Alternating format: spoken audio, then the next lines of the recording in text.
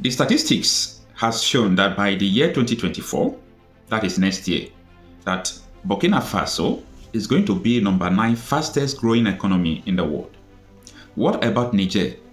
In Niger Republic, the military took power some months ago, taking power from the democratic elected government. But before then, the people of Niger has been passing through abject poverty. They have been going through a lot, but right from the day the military seized power, from that day to now, it has been reported that Niger is the fastest growing economy in the world. Number 1. I had a lot of messages from people who comment on my videos, especially the videos I did about military coup in Africa and the might of military coup. So many of them thought maybe I was supporting military coup against democratic elected government, but that was not the truth. So I said, let me make a video to explain the reason why it seems that so many people did not condemn the Niger coup. Like so many people in the past did not condemn the Guinea coup, the Burkina Faso, and so on and so forth. In Africa alone, we have had more than 100 military coups time in the past, including Nigeria. Now, the reason why the coup in Africa, most of them are totally different from the coup in other parts of the world.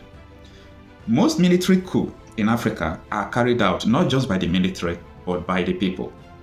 Because when the people are fed up with the way the democratic elected government are leading them, they don't have any other option than to push the military to seize power.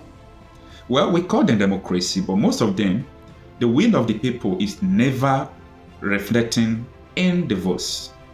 Up to tomorrow, so many African countries don't elect their leaders. The result of the election is based on how strong you are, how wealthy you are, and how connected you are to the political elite, to the military, and also to the judiciary. This has been most of the pains of African citizens. And going straight to your questions, people are asking, are you supporting military coup? There is no right-thinking individual that will support a military coup against democratically elected government. But we have to define what democracy is. What we are experiencing, is it truly a democracy? That is where we are going to start from. If what we're experiencing is not democracy, the way we elect our leaders, it doesn't show the will of the majority, then let us cancel that word democracy. That is to say that democracy never existed in so many countries. Now, I know about so many countries that military have seized power. Before and after, there is a clear difference that before military took over, that the people are never happy. They have never experienced joy. They have never experienced protection. They have never experienced what it means to have a country. But now they are happy. Who are we to question what the people decide to do or what the people like? Remember that we were told that democracy is the government of the people, by the people, and for the people. Now, I am putting it to everyone who think that those military coups are perpetrated by the military. If it is the people who want the military to take over, is that not a democracy?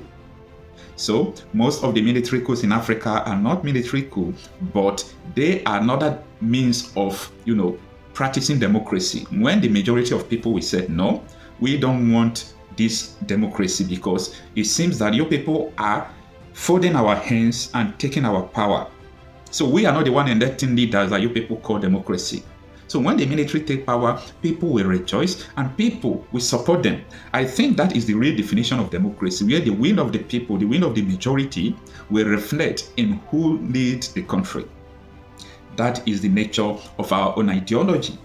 That is the nature of our own blogging and reporting system. We look into the minds of the people. We study the majority of the people. What do they want? Right from the day Burkina Faso junta took power from the democratically elected president of the country, there have been another coup that led Ibrahim Traore to become the president. Since that man entered the office of the president, many things about Burkina Faso has been transformed. Number 1, security. These people are now well secured. So many places have never experienced power supply. They have it today. And the people can attest to it. People can show the evidence of the true and good leadership that is coming from this military regime. So, what is the essence of democracy? Now, to make it clear to you, I said it again, we are not against democracy. If democracy truly reflects what the definition says, as the government of the people, by the people, and for the people. Let's talk about Niger Republic. The president was the puppet of the West. They sold their uranium. They did everything against the detriment of the people, leaving the people in abject poverty, in darkness. So many people don't have access to just basic education.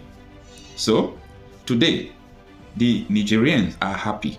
They are happy that they have a country they can call their own. They are happy that things are changing. If things are changing, you could see it that things are transforming drastically. Now, let's compare these countries to what we call democratic elected government or countries, like Nigeria. Right from 2015, even before 2015, Nigeria has been experiencing hardship, but not as from 2015 till now. It seems that everything is going bad and worse in Nigeria. Inflation, insecurity, abject poverty, and so on and so forth. However, there are also some sectors and some things that are improving because Nigerians are so patriotic. Nigerians are so talented. So our citizens are doing everything possible just to make the country to become a great country. But the question of a country becoming great does not only lie in the hands of the citizens. It is a question of leadership, because the decision of the leaders, the way they lead and how they lead, it depends on how the country will grow successfully. So many people don't only look into the citizens before coming to invest in the country. They look at the leaders in that country. What are the leaders doing? Is our investment safe if we come to invest in such country?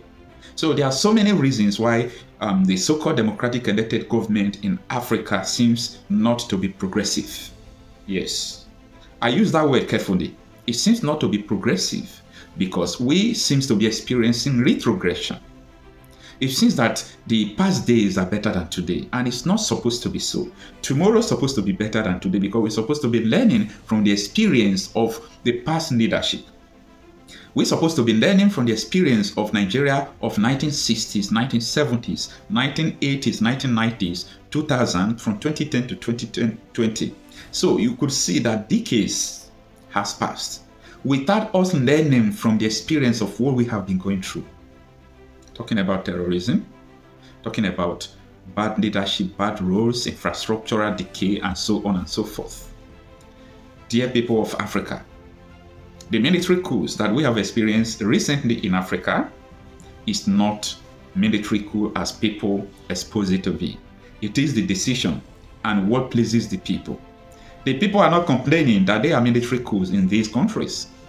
They are not complaining. So, why should people who are not citizens of such country be complaining that they are military coup?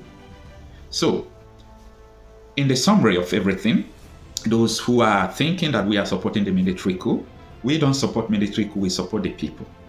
Because without people, there is no nation. It is the people that made a country. A country does not make the people.